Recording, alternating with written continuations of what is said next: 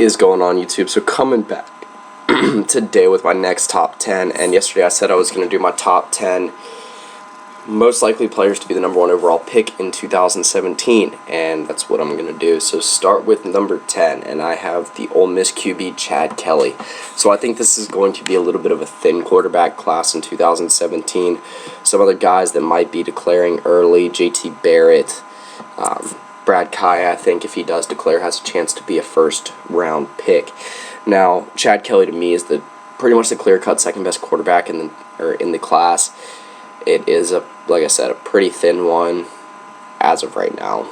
So, at number 9, I've got the guy who just actually won the award for best defensive back in college football this past year, and that's Iowa's Des King.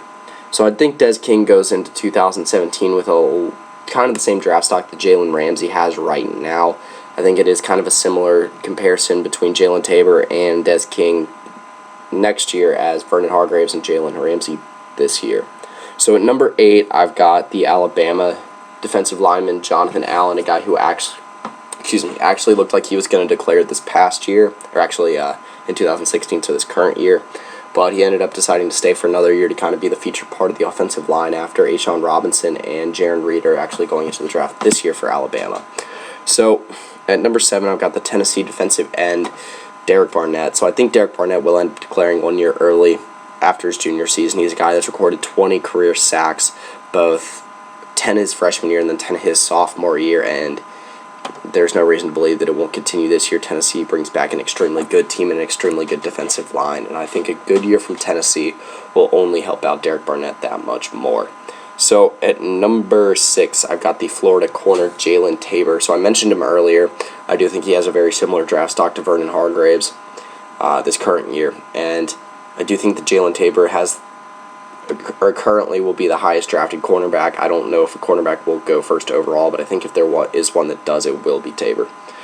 So at number 5, I've got the running back out of LSU, Leonard Fournette. Now, I like to compare Leonard Fournette, and I think a lot of other people do, to Todd Gurley's draft stock last year. As long as Leonard Fournette stays healthy, then I think he has a top 5 draft spot pretty much solidified. Obviously, he's got to have a good year, but this dude's a freak of nature, and I think if any player goes number 1 overall as a running back, it will be Leonard Fournette. So at number 4, I've got the offensive tackle out of Alabama, Cam Robinson.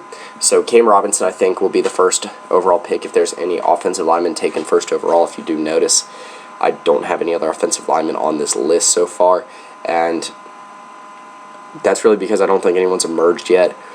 It's hard to tell, who's going to declare early, and obviously who's going to get injured. Offensive lineman's a very injury-prone position, obviously, and I think if any position is taken first overall for an offensive lineman, it will be tackle. So at number 3, I've got the freak athlete out of Michigan, Jabrill Peppers. So Jabrill Peppers is a guy that needs to have a big year at cornerback or safety, wherever they put him this year. Obviously, he's proven he can play pretty much all over the field. He's one of the best, if not the best athletes, or one of the best athletes, if not the best athlete in college football. And I think having a player like that can play offense, defense, special teams, really anywhere for you, it's obviously an invaluable asset. So at number 2, I've got the Texas A&M defensive end Myles Garrett.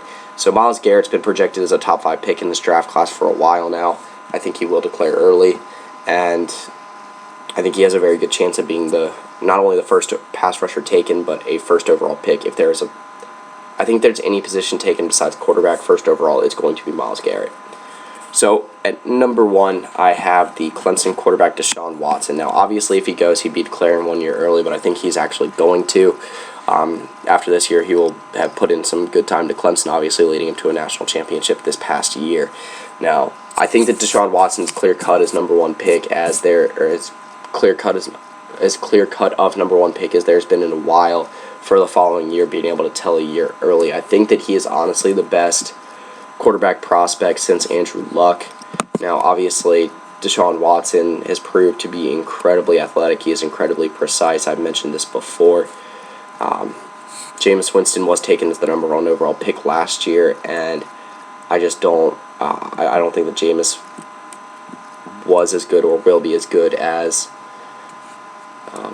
as Deshaun Watson. Blake Bortles was the next highest taken. I believe he was taken 3rd overall in the 2014 draft. And then in the 2013 draft, I believe that was Eric Fisher, yeah. The highest quarterback taken was E.J. Manuel, and you've seen how that's gone. So I think that this will be, I think he will be the best quarterback taken since Andrew Luck, at least with the highest ceiling. Obviously, 2012 was ended up being a pretty good quarterback class between Russell Wilson and Andrew Luck. See if RG3 can rekindle some of his career. But that concludes my top 10 list. I'll be obviously elaborating more in the future on the 2017 NFL Draft, kind of the way I've done in 2016. But overall, yeah, I thought that'd be a fun little video to do ahead of time. And yeah, that's pretty much it. So, yeah.